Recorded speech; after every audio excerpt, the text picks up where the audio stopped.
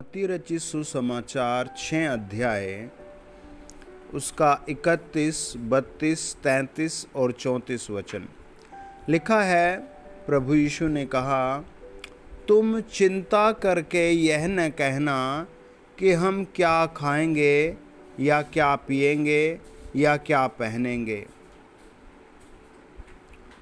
क्योंकि अन्य जातियां इन सब वस्तुओं की खोज में रहते हैं, पर तुम्हारा स्वर्गीय पिता जानता है कि तुम्हें इन सब वस्तुओं की आवश्यकता है। इसीलिए पहले तुम परमेश्वर के राज्य और धार्मिकता की खोज करो, तो ये सब वस्तुएं भी तुम्हें मिल जाएंगी। अतः कल की चिंता न करो, क्योंकि कल का दिन अपनी चिंता आप कर लेगा।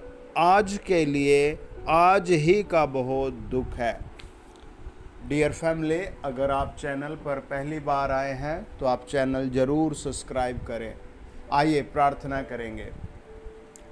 महामहिम सच्चे प्रभु यीशु, हम आज की प्रार्थना सभा ये वचन सुनने वाले प्रत्येक परिवार को आपके सम्मुख लाते हैं। आप चमत्कार कीजिए। प्रभु यीशु के नाम में पिता चमत्कार कीजिए। वो बड़ी आशीष, स्वर्गीय आशीष जीवित प्रभु यीशु के नाम में भेजिए। हे जीवित और दयालु प्रभु, चमत्कार कीजिए। अंधकार की शक्ति, जादू, भूत प्रेत, बीमारी, दर्द सब आप हटा दीजिए। जितने लोग रोगी हैं वो सब इसी समय चंगे किए जाएं। हर एक प्राण को शांति मिले, हर एक मन को शांति मिले। प्रभु हमारे बीच में आओ, अपनी महिमा करो। आमीन। डियर फैमिली, अगर आप किसी टाउन में रहते हैं यानी कस्बे में, तो वहाँ के माहौल के हिसाब से आपके खर्चे होंगे। अगर आप किसी बड़ी सी सिटी में रहते हैं तो वहाँ के हिसाब से आपके खर्चे होंगे। और अगर आप जैसे भी देश में रहते हैं, आप वहाँ के हिसाब से खुद को देखेंगे। और अगर आपके अंदर कुछ ऐसे शौक़ है बड़े, तो फिर और ज़्यादा खर्चे बढ़ जाएंगे। अब इतनी बड़ी दुनिया, और प्रभु यीशु मसीह ने प्रत्येक व्यक्ति के लिए, प्रत्येक एरिया के लिए, प्रत्येक गांव के लिए, प्रत्येक जन के लिए, गर्ल्स के लिए, बॉयज़ के लिए, मैन के लिए, वुमेन के लिए, बिजनेसमैन के लिए, सिंपल मैन के लिए, आम आदमी के लिए, सबों के लिए ये वचन दिया है। अब आप समझें बात को कि पवित्र आत्मा क्या कहना चाहता है। लिखा है, तुम चिंता करके यह न कहना हम क्या खाएंगे। पहली बेसिक नीड प्रभु यीशु को पता है, आपका खाना है। तो प्रभु ने कहा ये चिंता करके मत कहना हम क्या खाएंगे, पॉइंट नोट करें। दूसरा, क्या पिएंगे। आज आप देखें अलग अलग क्षेत्रों में अलग अलग फूड खाए जाते हैं, और अगर आप आम रेडी पर खाना खाएं तो आपको थोड़ा लो रेट मिलेगा, और अगर आप उसी बैलेंस से घर में खाना खाएं तो आपके 2-3 मेंबर खाना खा सकते हैं। अगर आप रेस्टोरेंट में खाएं या किसी शाही होटल में खाएं तो वहाँ का बिल आपका, मुझे लगता है, गांव के हिसाब से कई गुना ज़्यादा होगा, कई दिन के खाने से बढ़कर होगा। और क्या पिए, है ना। पीना, आज देखो कहीं कहीं पानी बहुत महंगा पीते हैं। कुछ भाइयों का, बहनों का तो डॉक्टर ने वाटर, आम सिंपल नल का पानी या फिर टैंक का पानी बंद कर दिया, उनको कोई दूसरा पानी ही रेफर किया जाता है। और क्या पहनेंगे, आप सर्दी के हिसाब से, गर्मी के हिसाब से, बरसात के हिसाब से। कुछ देशों में अभी भी बहुत सारी कमी घटी है ना। कुछ देशों में एडवांस चीज़ें आ चुकी हैं बरसात से बचने का, सर्दी से। और अब प्रभु ने 2 बातें बताई, एक बिलीवर है और एक अविश्वासी है। प्रभु ने कहा जो विश्वास करते हैं आप विश्वास करें, और पहले परमेश्वर के राज्य की खोज करें। परमेश्वर के राज्य की खोज का मतलब है वचन पर मनन करना, वचन पर विश्वास करना। ये बात प्रभु यीशु ने कही। तो 2 बातें हैं। एक, आप बहुत अच्छे बिलीवर हो, अब बिलीवर्स के लिए प्रभु ने क्या कहा, विश्वासी के लिए क्या कहा, है ना।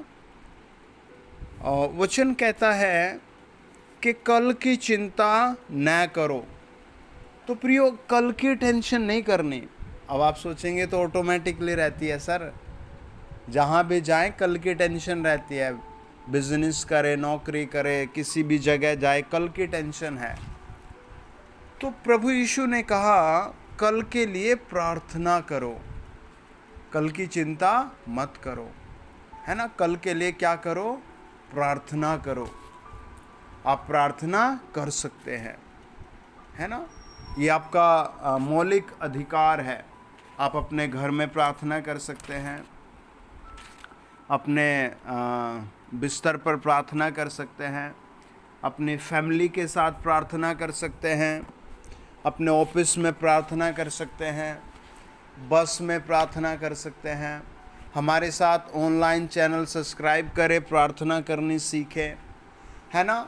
आप परमेश्वर का मंदिर है। आप कल की चिंता नहीं कहा प्रभु ने, कल के लिए प्रार्थना करो। प्रभु यीशु ने क्या कहा,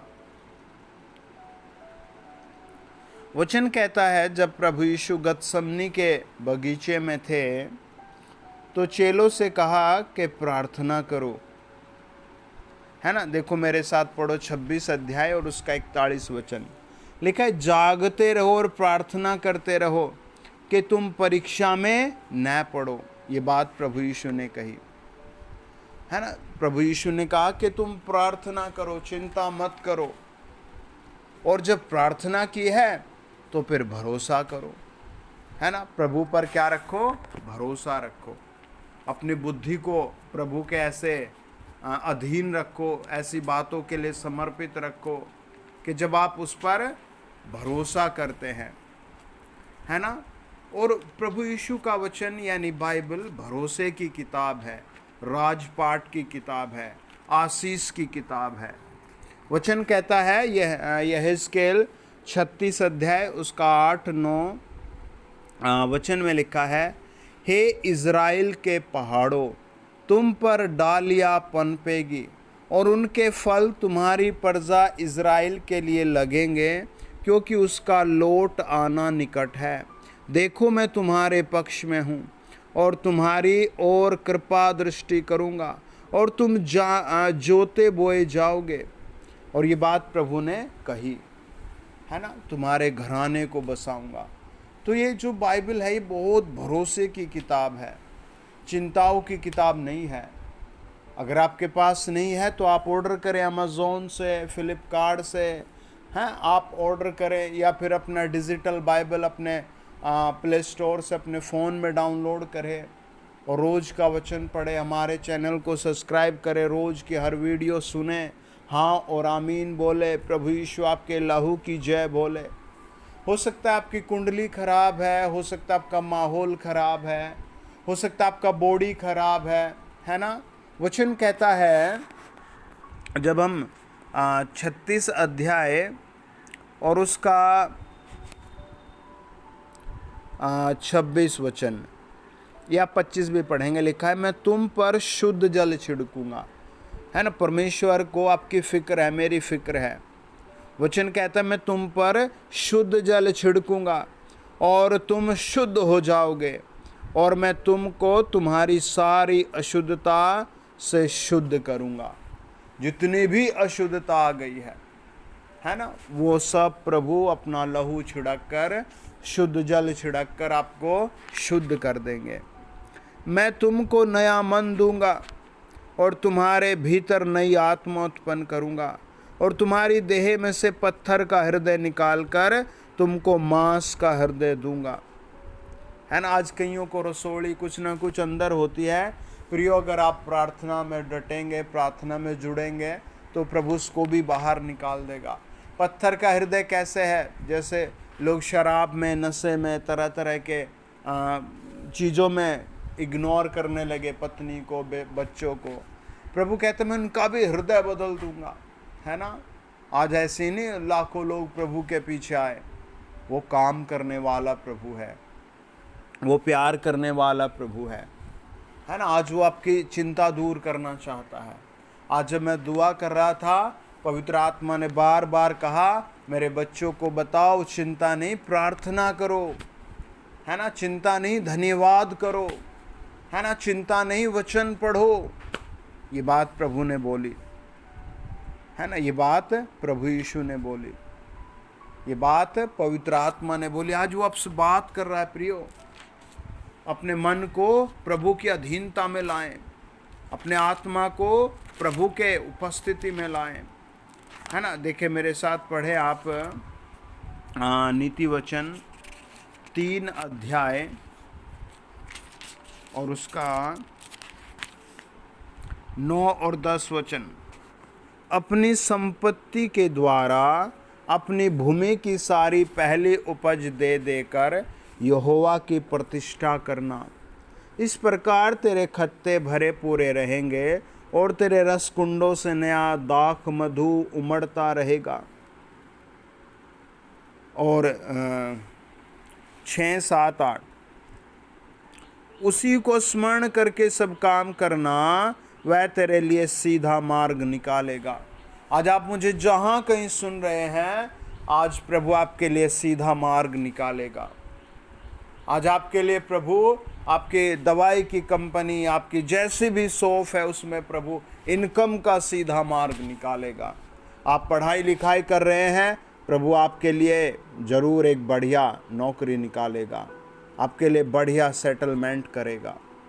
आप उसके पीछे आए हैं, वो आपसे प्यार करता है, वो आपके सारी योग्यताओं को देखता है। आपके जीवन में वो बड़ा काम करेगा, वो आपके घराने में बहुत बड़ा काम करेगा। आपके अनुग्रहकारी सिंहासन, आपको अपने अनुग्रहकारी सिंहासन के पास ऊंचा उठाएगा, है ना, वो आपको बड़ा करेगा। अपनी दृष्टि में बुद्धिमान न होना, यहोवा का भय मानना और बुराई से अलग रहना। ऐसा करने से तेरा शरीर भला चंगा और तेरी हड्डियां पुष्ट रहेंगी, यानी ताकतवर रहेंगी। पवित्र आत्मा कई लोगों के लिए बड़ा प्लान बना रहा है। प्रभु आपको छूकर अब नया करेंगे।